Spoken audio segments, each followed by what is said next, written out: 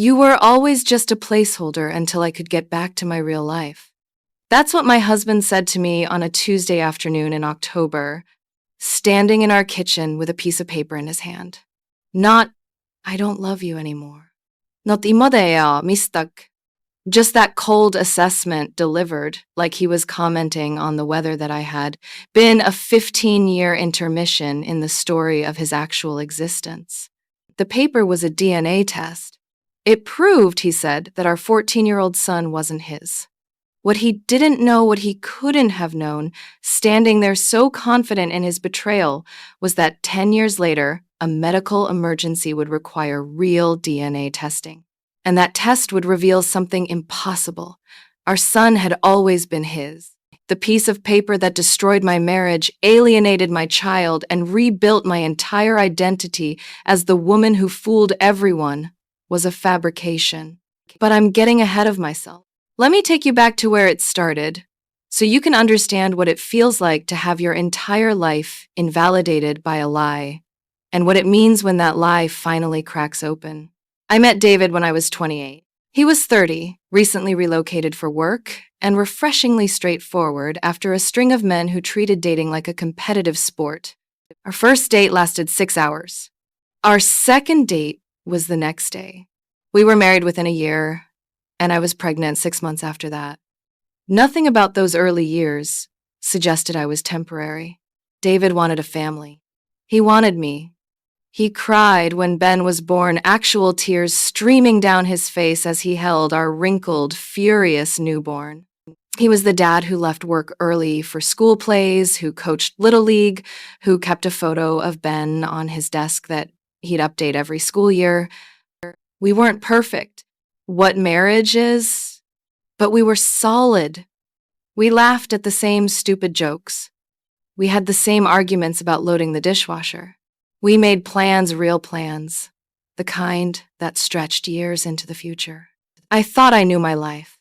The fracture started so slowly, I almost didn't notice it. David began working later. Nothing dramatic, an extra hour here, a weekend day there. Big project, he'd say, and I'd nod because that was reasonable. That was life. Then came the phone calls he'd take in the garage, the texts he'd glance at, and then slide his phone face down on the counter. Small things. The kind of things you notice but don't notice because acknowledging them means opening a door you can't close. It was Ben who said it first. He was 14, all elbows and attitude, and he came into the kitchen one Saturday morning while I was making pancakes. Is Dad seeing someone else? I'd left work early dental appointment that got canceled and found David's car in the driveway at 2 in the afternoon. I walked in expecting maybe he was sick or had forgotten something. Instead, I found him at the kitchen table with documents spread out in front of him. He didn't even look surprised to see me. "We need to talk," he said.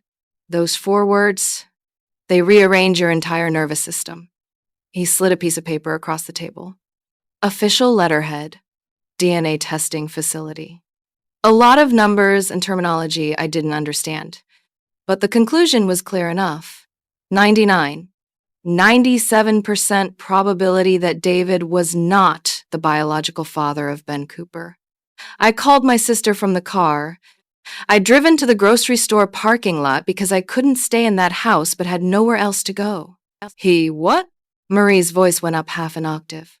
When I got home that evening after sitting in that parking lot for 3 hours, watching people load groceries into their normal, intact lives, I found he'd changed the locks. My things were in boxes on the front porch. I'm not going to describe the next 3 weeks in detail because, frankly, I don't remember most of them as discrete events. The divorce was final by Christmas. None of it mattered because David had a piece of paper. And I had nothing but my word. 7 years went by. Then, 3 years later, my phone rang at 2 in the afternoon on a Thursday. "This is Janet Reeves. I'm a social worker at University Hospital. I should warn you," she said as we walked toward the elevators. When the doors opened, I saw David first. I walked past David into room 317. On the 3rd day, Janet called me into her office. And David Cooper is confirmed as his biological father. David arrived 15 minutes later, Jessica trailing behind him. And David Cooper is confirmed as his biological father.